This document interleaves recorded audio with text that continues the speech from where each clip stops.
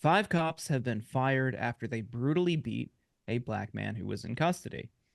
Now, 5 Virginia deputies have been fired from their jobs after the death of Rolin Hill.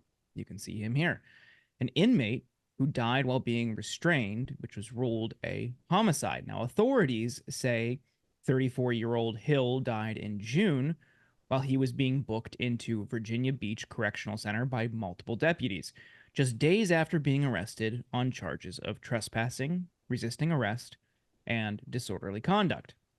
According to the Virginia Beach Sheriff's Office, Hill was being, quote, uncooperative and combative during the booking process and had to be restrained.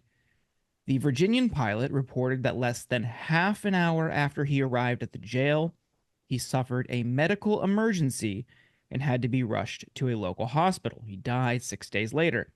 According to the Office of the Chief Medical Examiner, Hill died from positional and mechanical asphyxia due to restraint with neck and torso compression. The sheriff's office released a statement saying that the deputies involved in Hill's booking have been fired. Based on updates from the Virginia State Police in the Rolin Hill case, deputies of the Virginia Beach Sheriff's Office involved in this incident are no longer employees of the Virginia Beach Sheriff's Office, Sheriff Rocky Holcomb stated.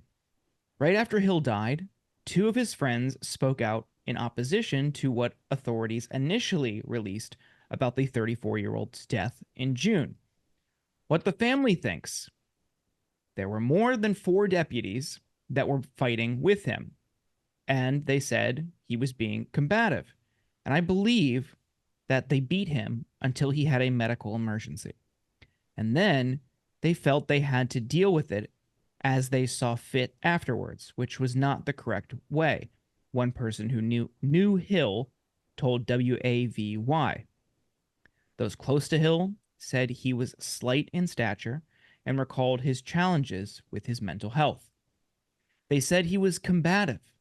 So if he was considered combative as far as his stature, it shouldn't take 5 deputies to hold this man down, Hill's friend said. He did not have anything other than his every once in a while mental health issues, and that was checked into. The case remains under investigation by the Virginia State Police and the Virginia Beach Commonwealth Attorney's Office. No arrests have been made for Hill's killing, and no charges have been filed at this time. Quote, "We are aware of the cause of death and the fact that those 5 deputies are no longer employed by the sheriff's office," the Virginia Beach Commonwealth's Attorney's Office told Wavy. "The results of the sheriff's internal investigation do not impact the independent criminal investigation being conducted by the Virginia State Police and the Commonwealth's Attorney's Office." The office has been in contact with the Virginia State Police since the start of this investigation. Once the VSP turn over their report, we will thoroughly review it. We ask for the public's patience throughout our continued investigation and will share an update at the conclusion of our review. The Virginia Beach NAACP also released a statement saying they continue to stand with the family of Rolin Hill and call for justice and transparency. Although the medical examiner has confirmed that the death of Hill was a homicide, the Virginia State Police continues to investigate this incident and no charges have been issued, the statement read. "We await the final findings of the report and hope that those who participated in this crime will be held accountable up to the fullest extent of the law," according to an obituary run by the pilot. Hill was a sports fan whose favorite professional teams were the Atlanta Braves, the Dallas Cowboys, and the Phoenix Suns. He earned the Eagle Scout badge in his youth and liked to surf, hang out at the beach, and spend time with his family. Rolin went on to do one more amazing final act. He donated his heart, his liver, and kidneys that saved 4 other people's lives, the obituary reads. "Mental health in America is still a major issue. In remembrance of Rolin, his family asks that you would contribute to any mental health foundation." Now, this is absolutely tragic. We've seen Stories like this, time and time again, where you have somebody who might be struggling with mental health conditions, might be overwhelmed, or might be traumatized from past experiences or interactions with the police. They might feel unsafe or unsure of what to do when being confronted if they were to allegedly trespass in this circumstance or commit any other relatively minor infraction. Is the punishment for those alleged crimes death, being suffocated, asphyxiated by 5 uniformed officers? I struggle to see a scenario in which that is the adequate punishment. That is what's prescribed by law.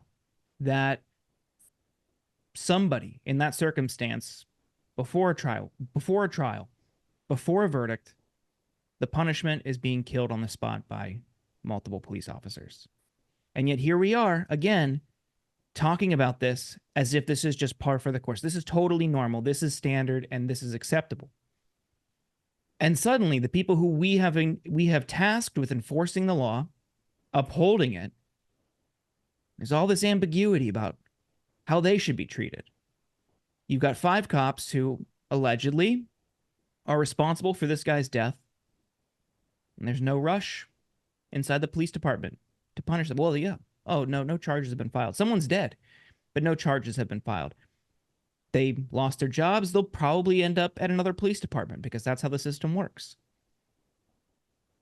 That's just what people want to preserve and protect. They want to protect that status quo, and time again, we see more often than not, at a disproportionate level, Black men and Black women being subjected to this kind of state violence.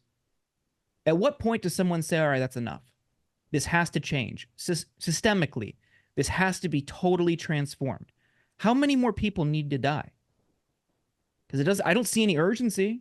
I don't see any urgency from either party, from people in local governments, people who willingly and gladly throw their support behind the police when it comes time for photo ops or running for local office. They want to cozy up to them, but you never want to provide any oversight. Nothing.